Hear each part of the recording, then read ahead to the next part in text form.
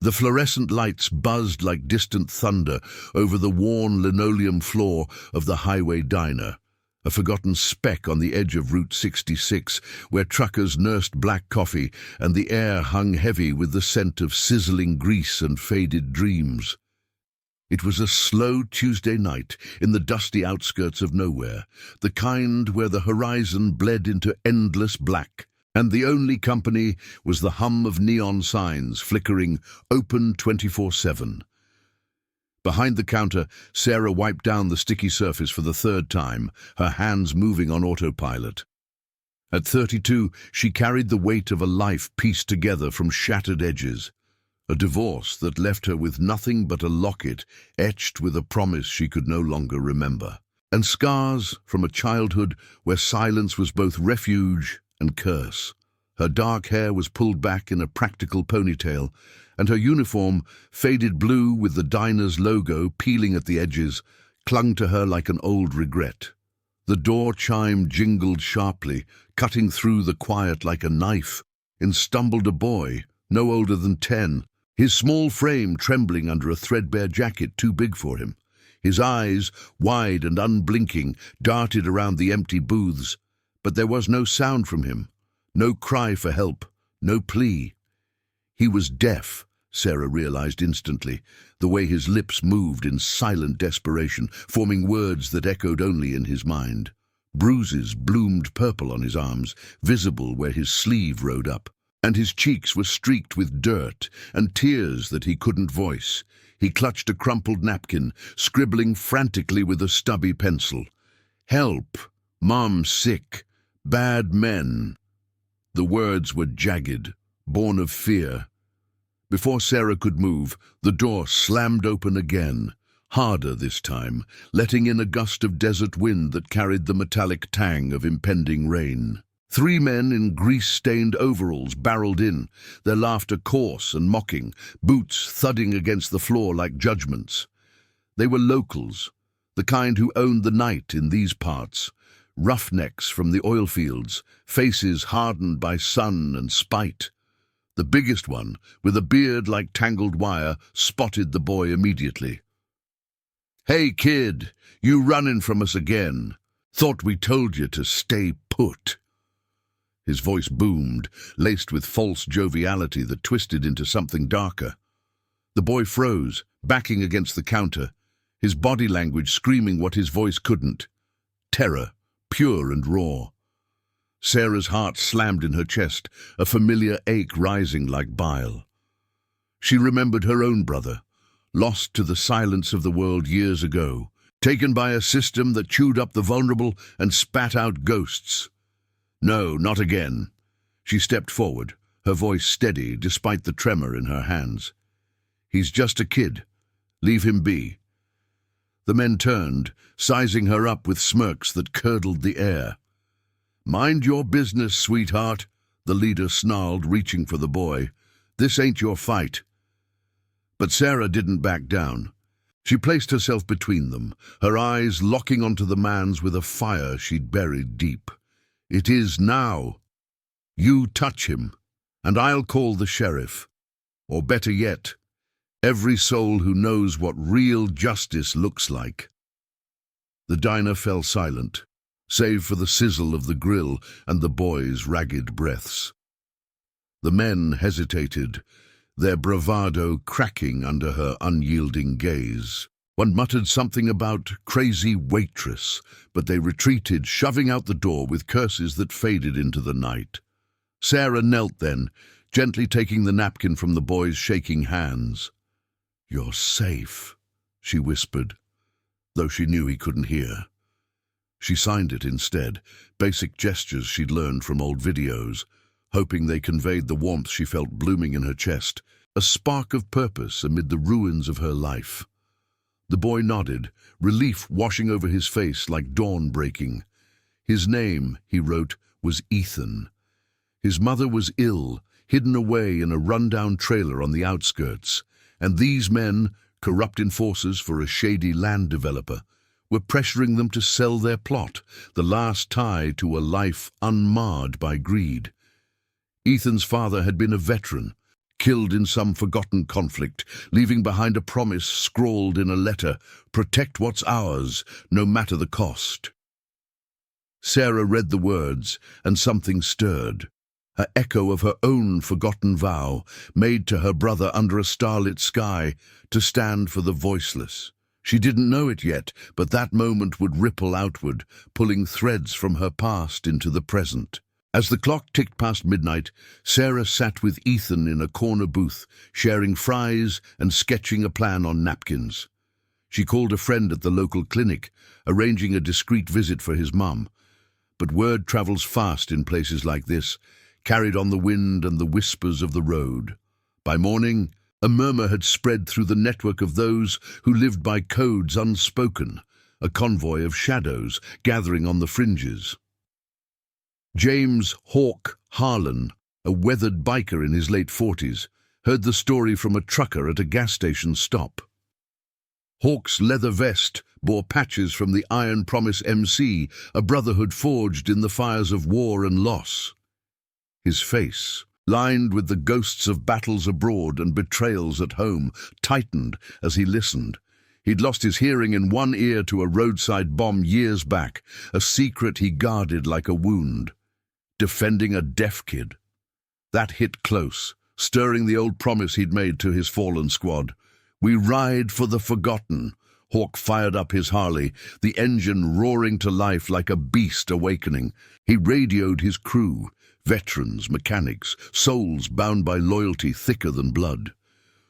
"Brothers," he growled into the comms, "there's a promise calling. We ride at dawn." The diner, that humble beacon, would soon swell with the thunder of engines, a testament to justice not in fists, but in presence. Sarah, unaware, tucked Ethan into a blanket, her resolve hardening. In the quiet hours before the storm, she touched the locket at her throat, whispering to the empty air, "I remember now." Outside, the first hints of pink streaked the sky, and the distant rumble began, a symphony of redemption rolling in from the horizon. What started as one woman's stand was about to become a legend of chosen kin, where honor outshone corruption, and a single act of courage summoned the guardians of the road. The air thickened with the promise of change, the kind that echoes through canyons and hearts alike. Word count 872. The first rays of dawn sliced through the diner's fogged windows like golden blades, painting the chrome stools in hues of amber and casting long shadows across the checkered floor. Sarah glanced at the clock. 5:47 Mbin, its hands ticking with the relentless rhythm of a heartbeat she couldn't ignore. Ethan slept fitfully in the booth, his small chest rising and falling under the borrowed jacket she'd draped over him like a shield. The air inside still carried the faint aroma of cooled coffee and bacon grease, but outside the world stirred with an unfamiliar growl, low and insistent, vibrating through the walls like the earth's own warning. She'd barely closed her eyes, her mind replaying the night's chaos, the boys' silent pleas, the men's retreating glares, the weight of that crumpled letter from Ethan's father. It mirrored her own locket's inscription, a faded engraving from her brother, "Stand for the silent or fall with the cowards." She'd buried that vow after his disappearance, chalking it up to the cruelties of a foster system that promised care but delivered indifference. But now, with Ethan beside her, it clawed its way back, demanding reckoning. Sarah poured herself a fresh cup of coffee, the steam curling like ghosts in the chill morning air, and stepped to the door, peering into the gathering light. The rumble grew, no longer distant but swelling, a chorus of thunder rolling across the cracked asphalt of the parking lot. Headlights pierced the haze, one by one, until a line of motorcycles stretched like a steel serpent from the horizon. Harleys mostly, their engines purring with the deep timbre of loyalty forged in fire. The lead bike pulled up first, its rider dismounting with the grace of a man who'd stared down worse than desert dawns. James "Hawk" Harlan, Though everyone just called him Hawk, cut the ignition, the sudden silence amplifying the crunch of his boots on gravel. His face, weathered by sun-scorched patrols and the shrapnel of forgotten wars, bore the faint scar of a healed wound across his jaw. The iron promise patch on his vest gleamed dully, a symbol of oaths sworn in blood and chrome. Hawk's crew followed, 20 strong at first, then more. Veterans with tattoos mapping battles abroad, mechanics whose hands smelled of oil and resolve. A few women who'd traded nursing scrubs for leather jackets, all bound by the creed of the road. They parked in a protective arc around the diner, engines dying one by one, leaving only the soft hiss of cooling metal and the whisper of wind through spokes. No one spoke loudly. These were men and women who understood that true strength arrived without fanfare, a quiet flood to drown out corruption's roar. Sarah's hand tightened on the doorframe, her pulse quickening. She'd heard tales of the iron promise, whispers from truckers about a brotherhood that rode for the overlooked, honoring promises that the law forgot.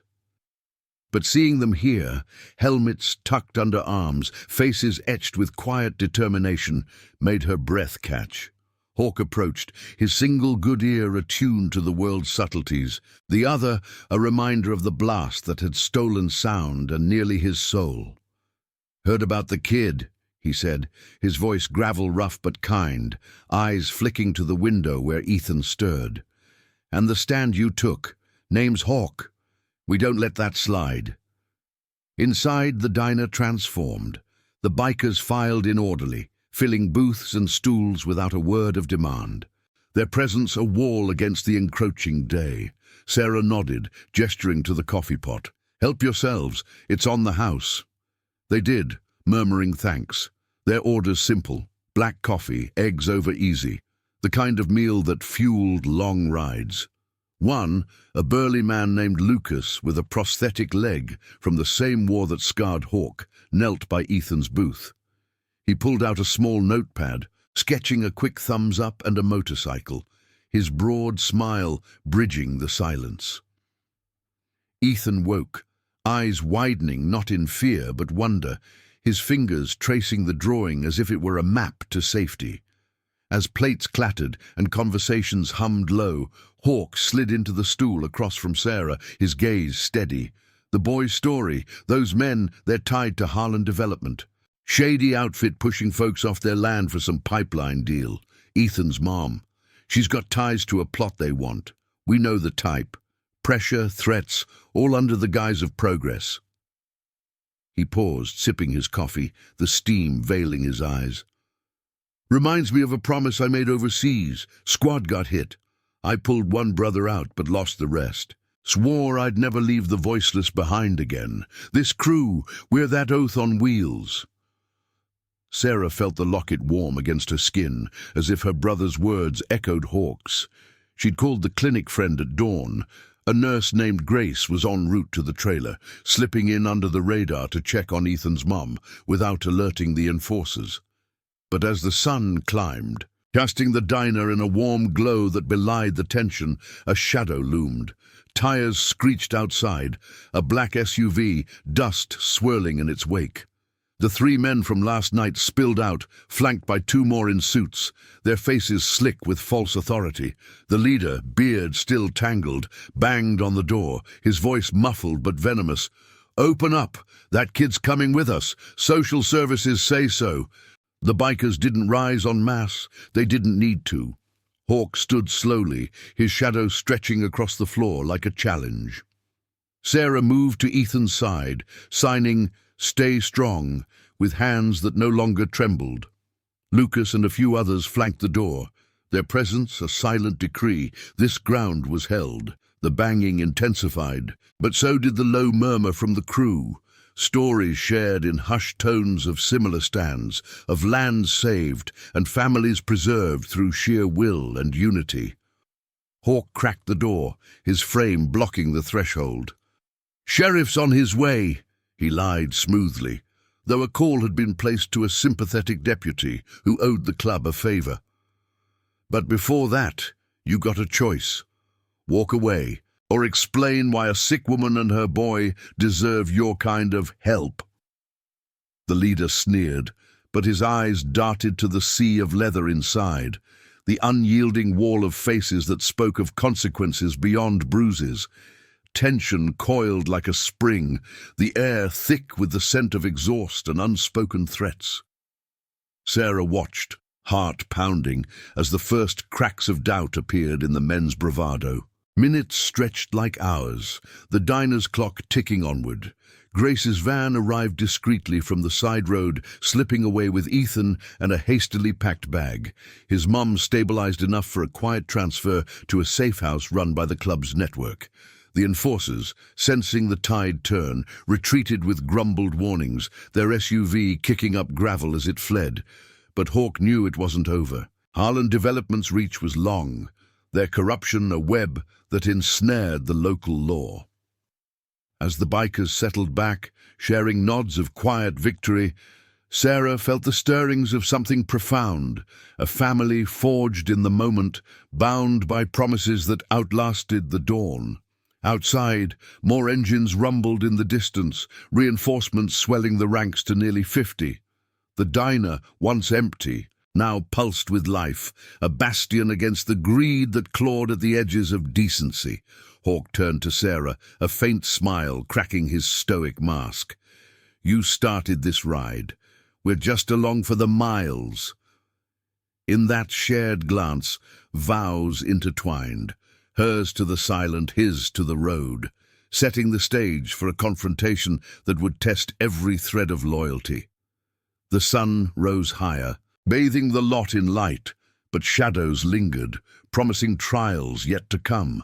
The midday sun beat down on the highway diner like a relentless interrogator, turning the asphalt into a shimmering mirage that blurred the line between heat and haze.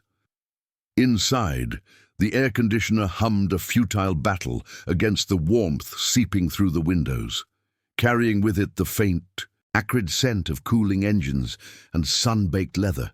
Sarah stood behind the counter, her hands steady as she refilled coffee mugs for the bikers who lingered like sentinels, their conversation a low rumble that filled the space without overwhelming it. Ethan was gone now, whisked away with Grace to a quiet cabin on the club's outskirts, where his mother could recover under watchful eyes. But the victory felt fragile, like a truce in a storm that hadn't fully passed. Sarah's locket hung heavy against her collarbone, a talisman reminding her that promises, once awakened, demanded more than a single stand. Hawk nursed his third cup of black coffee, his gaze fixed on the horizon where the enforcer's SUV had vanished hours earlier. The scar on his jaw caught the light, a silvery reminder of the explosion that had not only dulled his hearing, but shattered his faith in systems meant to protect. Back in the war, he'd watched brothers fall to chaos that no uniform could contain, vowing in the rubble to build something unbreakable, a brotherhood where the overlooked found armor. The iron promise had grown from that dust, a network of riders who intervened not with fury, but with the unyielding weight of presence. "They'll be back," Hawk said quietly to Sarah, his voice cutting through the clink of silverware. "Harlan Development doesn't fold easy. They've got the sheriff's ear, greased with promises of jobs that never come."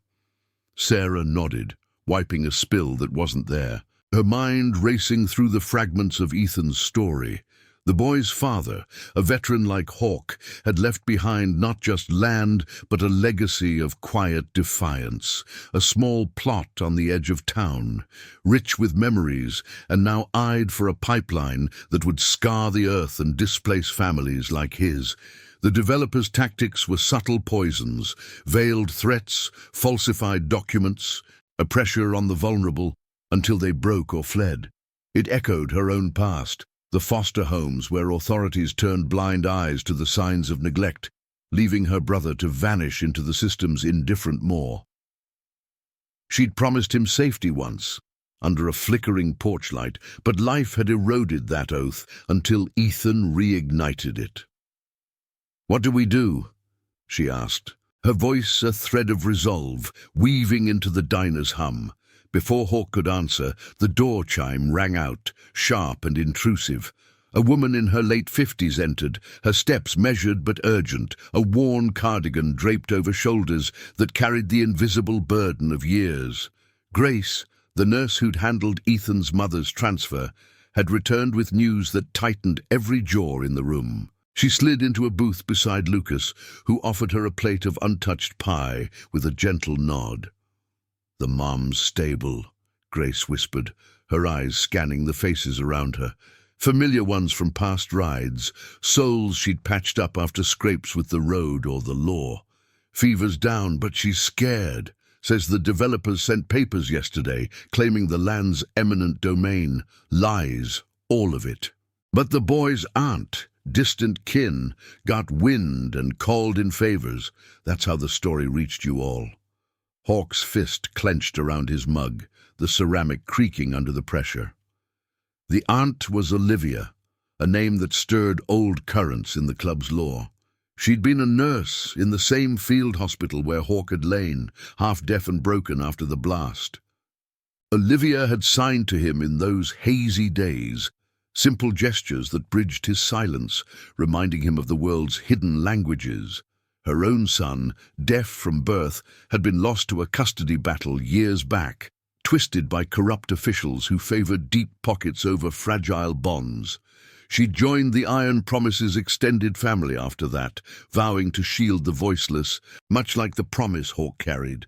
"Olivia's call," he murmured, piecing it together. "She heard from the clinic grapevine. This isn't just about one plot anymore." The revelation rippled through the group like a shared pulse. Lucas leaned in, his prosthetic leg shifting with a soft click against the booth. "We've tangled with Harlan before. Last year, they pushed a widow off her farm, same playbook. We rode in, filled the town hall till the suits backed off. But this time, they've got a judge in pocket, falsifying records to paint Ethan's mom as unfit." His words hung heavy, evoking the moral quagmire that tested the club's code. Justice not through retaliation, but through exposure, forcing the corrupt to face the light of truth. Sarah felt a surge of connection. These strangers knitting into the family she'd long forsaken. She stepped away from the counter, joining the booth, her uniform a stark contrast to the leather around her. "I know a guy at the county office, old school friend Benjamin. He handles records. If we can get eyes on those documents—" Her voice trailed, but Hawk's nod sealed it, a silent pact forming. The plan unfolded in hushed tones. A small team would ride to the office under cover of afternoon traffic, while others stood guard at the safe house. Grace would document the medical side, building a case of coercion veiled as care. As the bikers mobilized, the diner emptied in waves, engines firing up outside with a symphony that drowned the desert's whisper. Sarah watched from the window, the sun glinting off chrome like sparks of defiance. But as the last bike pulled away, a new shadow crept in, a patrol car idling at the lot's edge, its lights off, but presence ominous. The sheriff, a man whose badge had long served Harlan's interests, stepped out, his uniform crisp against the dust. He approached the door slowly, eyes narrowing at the fading taillights. "Miss," he drawled upon entering, the scent of stale cigar trailing him. "We need to talk about that boy. Reports of disturbance. Social services is involved." Sarah's heart raced, but she held her ground, the locket's weight grounding her. Disturbance or just folks standing up? The sheriff's smirk faltered, sensing the shift. The diner no longer solitary, its walls echoing with the promise of return. Outside, the rumble lingered in the air, a vow that the ride was far from over. Hawk's crew was en route, threads of loyalty pulling tighter, ready to unravel the web of deceit. In that charged moment, Sarah realized her stand had summoned not just guardians, but a reckoning, one where redemption bloomed from the ashes of old silences, and honor rode shotgun against the tide of corruption. The afternoon stretched. tension coiling like dust devils on the horizon as alliances deepened and shadows lengthened toward the inevitable clash. The sheriff's boots scraped against the diner's threshold like gravel under tires, each step echoing in the sudden hush that fell over the empty space. Sarah stood frozen behind the counter, the coffee pot still in her grip, its warmth seeping through the handle like a fleeting comfort. The air inside thickened with the scent of his cigar smoke, mingling with the lingering aroma of pie crust and engine oil from the departed bikers. Outside, the patrol car's engine idled low, a predatory purr against the vast afternoon sky, where clouds gathered like unspoken accusations on the horizon. His eyes, sharp and unyielding beneath the brim of his hat, swept the room, noting the scattered mugs and the faint imprints of boots on the linoleum, evidence of the morning's unlikely assembly. "Name's Harlan Tate," he said, his voice a slow drawl laced with authority that rang hollow to Sarah's ears. He removed his hat, revealing a forehead creased by years of turning blind eyes to the town's underbelly. Tate was no stranger to the highway diner. He'd nursed coffees here on quieter nights, trading nods with truckers while ignoring the whispers of land grabs that lined his pockets. But today, his posture carried an edge, the weight of Harlan Development's invisible leash pulling taut. "That boy, Ethan, was it? Social services got a tip. Unfit guardian, potential endangerment. You wouldn't want to complicate things by harboring him." Sarah set the pot down with deliberate calm, her fingers brushing the locket at her throat, where her brother's promise pulsed like a second heartbeat. She'd seen men like Tate before, facades of justice masking the rot beneath, the kind that had swallowed her family whole. "Complicate or clarify," she replied, her tone even, eyes locking onto his without flinching. The diner, bathed in the slanting light of mid-afternoon, felt smaller now, its walls pressing in as if holding its breath. She thought of Ethan, safe for the moment in the cabin's quiet embrace, his mother's frail hand signing stories of a father who rode the roads before the war claimed him.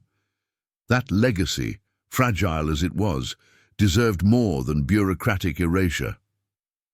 Tate leaned on the counter, his shadow stretching across the faded menu board like a claim staked in darkness.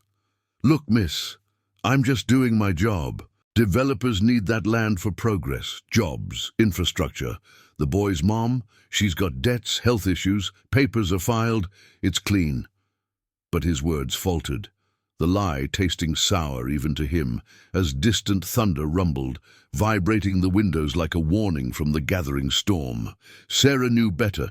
Benjamin, her old friend at the county office, had texted minutes ago, a hasty message confirming the documents were riddled with forgeries, timestamps manipulated to paint a picture of neglect that never existed.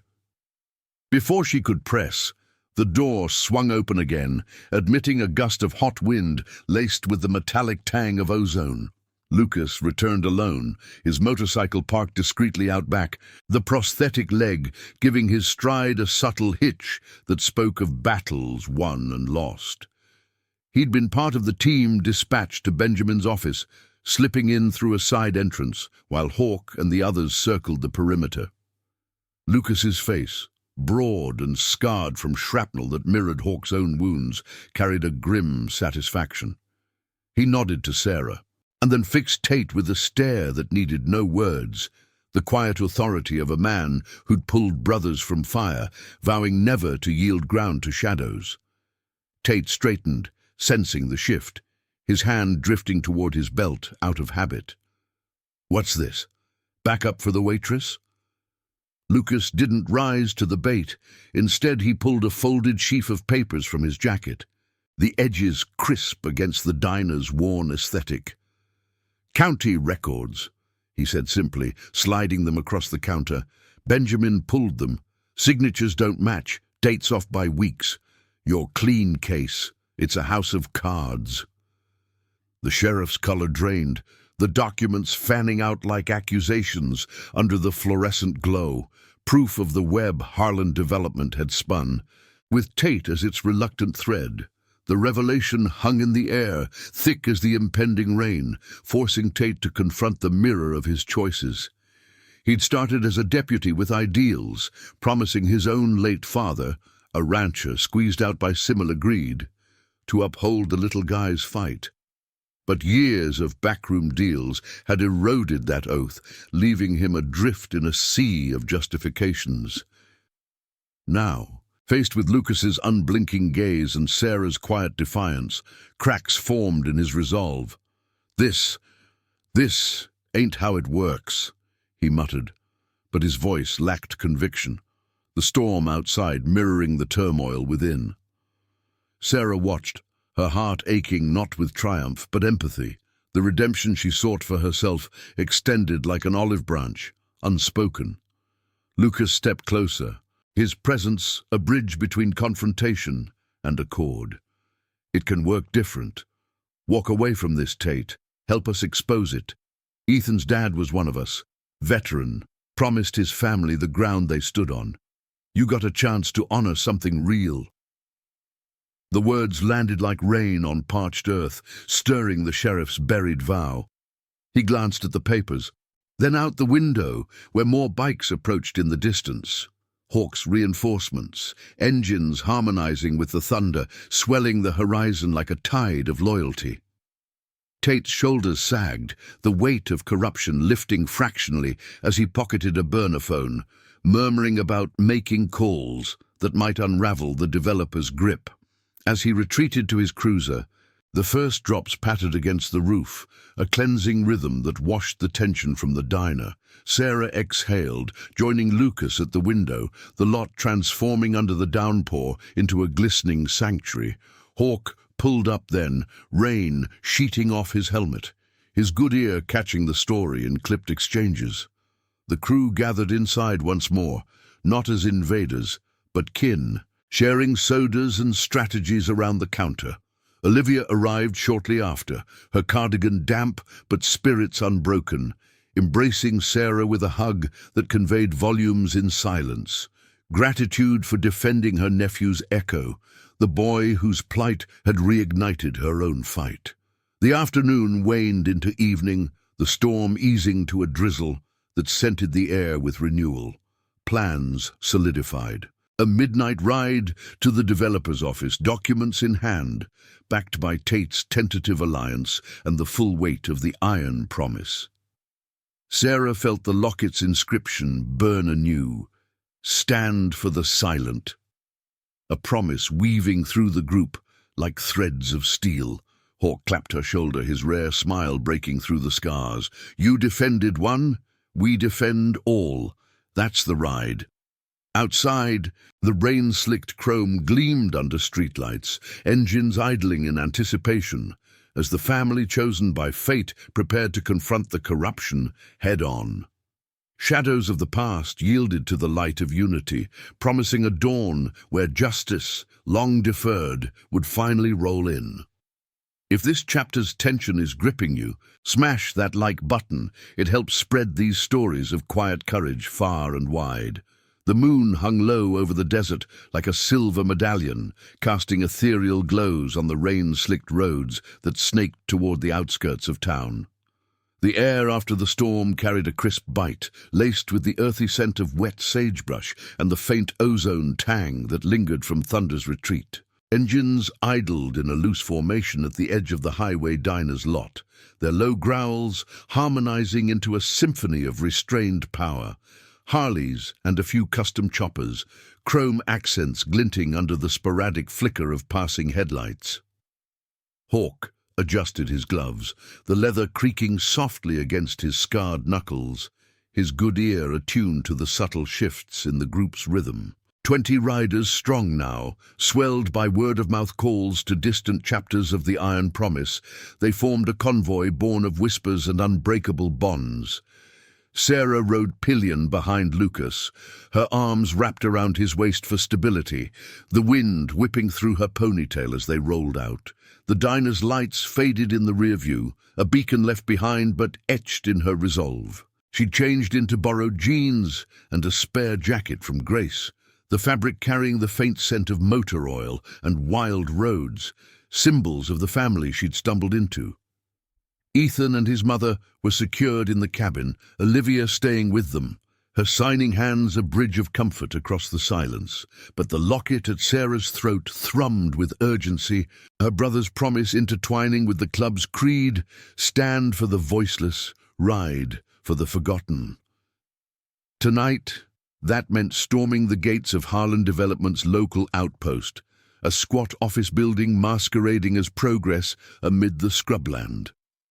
The convoy moved like a shadow, headlights dimmed to slits, navigating back roads that avoided the sheriff's patrols. Tate's cruiser had peeled away hours earlier, his parting nod to Hawk a fragile truce. He'd radioed ahead with a bogus detour for any responding units, buying them time. But trust in a man teetering on redemption's edge was a gamble, one Hawk weighed with the gravity of past betrayals. Eyes sharp, he murmured into the comms, his voice gravel over the static. We go in quiet, get the originals, expose the forgeries. No heroes tonight, just truth.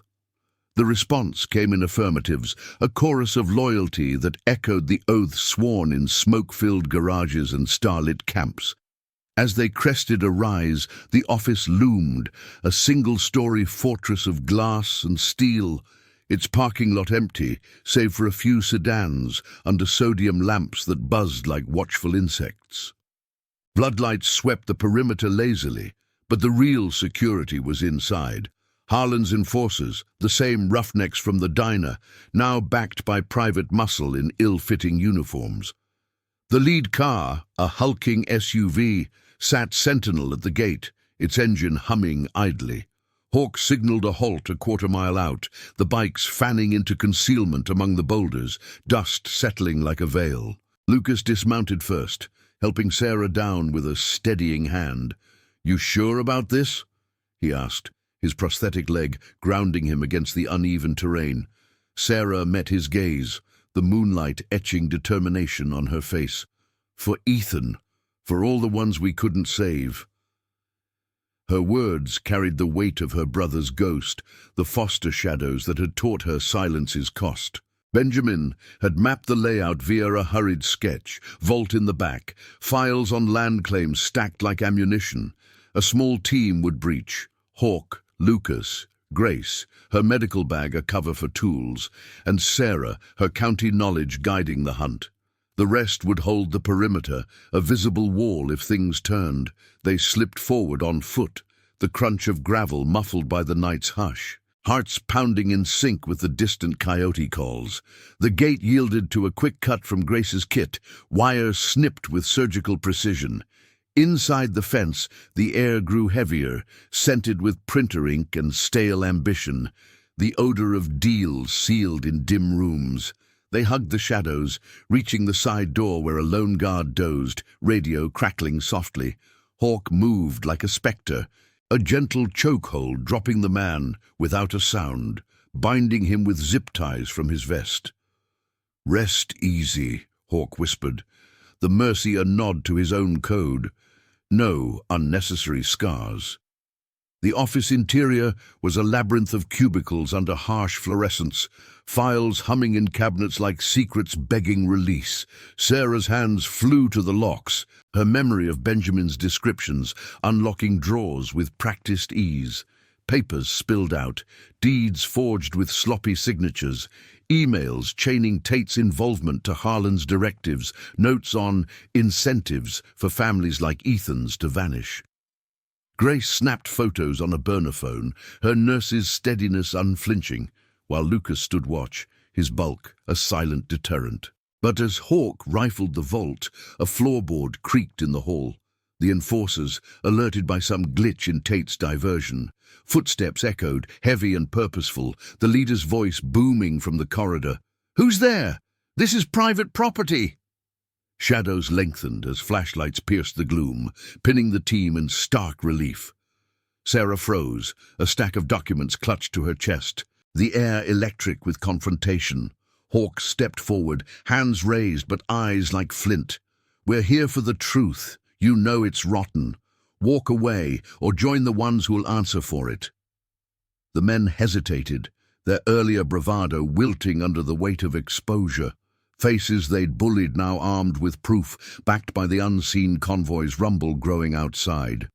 Tension coiled, the room thick with the scent of sweat and impending fracture. The leader lunged for the alarm, but Lucas intercepted, a firm grip on his arm twisting just enough to disarm without harm, vestiges of force suggesting restraint, not rage.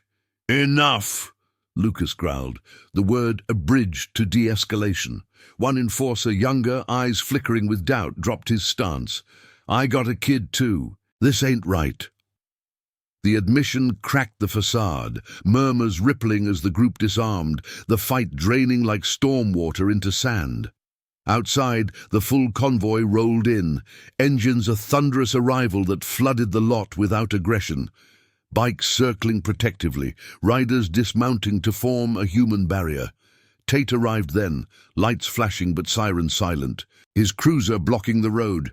He approached Hawk warily, rain from earlier still beading on his hat. "Got your backs," he said, voice rough with newfound conviction. "Called the state boys, clean ones. Harlan's done."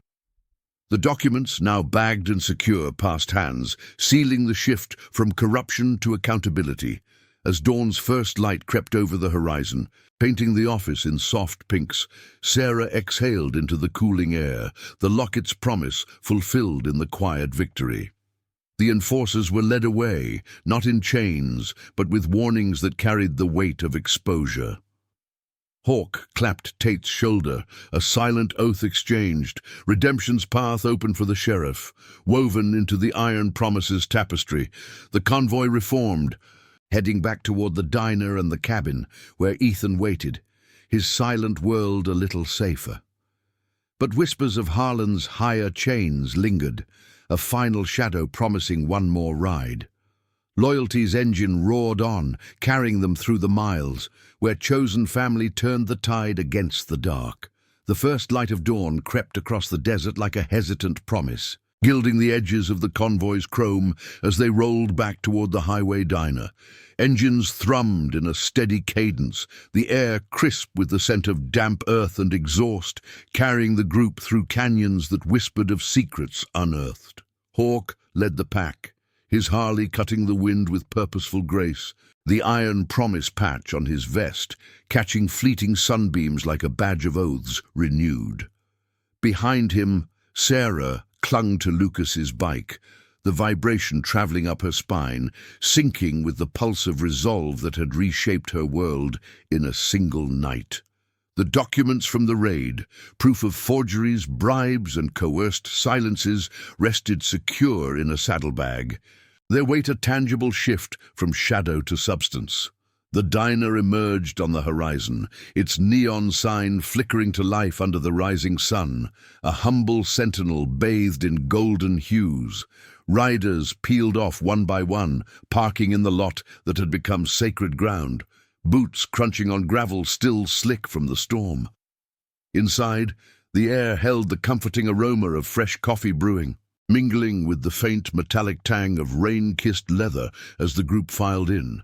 Grace was already there, her medical bag unpacked on a booth table, sharing quiet updates with Olivia, who signed fluidly to the empty air as if practicing for the boy they'd soon reunite with. Ethan and his mother waited at the cabin, a short ride away, their fragile sanctuary now fortified by the unbreakable circle of this chosen kin.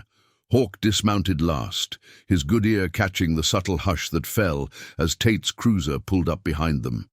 The sheriff stepped out, his uniform rumpled from a night of fractured loyalties, eyes shadowed but clearer than before. He'd followed at a distance, radio silent after alerting state investigators, clean agents untainted by Harlan's reach. "It's done," Tate said, voice rough as he joined the counter, accepting a mug from Sarah with a nod that spoke volumes. "State's raiding the head office up north. Your papers sealed it, emails, ledgers, the works. Harlan's CEO's spilling already, naming names to cut a deal. The words landed like rain on arid soil, washing away the grime of corruption that had choked the town for years. Sarah leaned against the counter, the locket at her throat warming as if her brother's spirit approved. She'd glimpsed Tate's redemption in the office shadows, a man reclaiming his father's forgotten vow amid the storm. Now, in the diner's soft morning light, it bloomed fully, the sheriff outlining how the land plot would revert to Ethan's family, debts erased under new scrutiny, the pipeline dreams shattered by exposed greed. "You gave me a way out," Tate admitted to Hawk, his gaze steady. "Reminds me of Dad's stories, folks like you riding in when the law bent wrong." Hawk clasped his forearm, a silent seal on the alliance, the scars on their hands mirroring battles overcome. But closure demanded one final thread untangled. Whispers from the raid had revealed Harlan's higher chains, a network of investors, faceless suits in city towers, pulling strings from afar. As the bikers gathered around scarred tables, plates of eggs and toast passing hands in communal rhythm, Lucas pulled up a map on his phone, routes to the state capital, where a hearing loomed to bury the scheme for good. "We ride tomorrow," Hawk decided, his voice gravel-warm, eyes sweeping the room. "Not for fight, but presence. Show 'em the forgotten don't fade." Nods rippled through the group, veterans and healers alike, their loyalty a tapestry woven from losses shared. Hawk's squad, Sarah's brother, Olivia's son, Ethan's father, all echoes converging in this moment. Sarah felt the pull, the diner's walls no longer confining but launching pad. She'd defended a boy in silence, igniting a fire that scorched corruption's roots. Now, as Grace recounted the mother's recovery, fever broken, hope rekindled, Sarah signed a simple family to Olivia, the gesture bridging her own buried skills, learned in foster nights of quiet rebellion. The older woman smiled, pulling her into an embrace that smelled of antiseptic and sage, a bond forged without words. By midday, the convoy reformed for the cabin run, engines roaring to life under a sky of unmarred blue. Ethan waited on the porch, his small frame straight in the borrowed jacket, eyes lighting as the bikes crested the hill. His mother, propped in a chair with Grace's aid, waved weakly, the color returning to her cheeks like dawn to the desert. Sarah dismounted first, kneeling to sign home, her hands steady, the boy's nod a silent victory. He hugged her fiercely, the crumpled napkin from that fateful night tucked in his pocket like a talisman. Hawk watched from his bike, the scene stirring his own ghosts, the blast's roar fading against this quiet triumph. The afternoon unfolded in the cabin's shaded yard, stories shared over lemonade and the hum of generators. Tate arrived with official papers, clear title to the land, protections against future grabs, his badge now a tool for mending, not breaking. As the sun dipped, casting long shadows across the scrub, the group circled for farewells, promises exchanged like handshakes sealed in chrome. "This ride's yours too," Hawk told Sarah, offering her a spare vest with the Iron Promise emblem. She accepted, the leather heavy with legacy, her locket's inscription complete. "Stand for the silent, honored in action." They rode out as dusk painted the sky in purples and golds, the diner a glowing anchor in the rear view. Harlan's empire crumbled in headlines that would spread like road dust. Justice poetic, won through unity's unyielding weight. Sarah glanced back at the cabin lights, Ethan waving from the porch, his world no longer voiceless. The engine's thrum carried her forward, into a family chosen, where old scars mended into strength, and promises endured beyond the horizon. Thank you for riding along on this journey of quiet courage and unbreakable bonds. If these stories of redemption touch your heart, hit that subscribe button and join our family. We've got more tales waiting on the road ahead.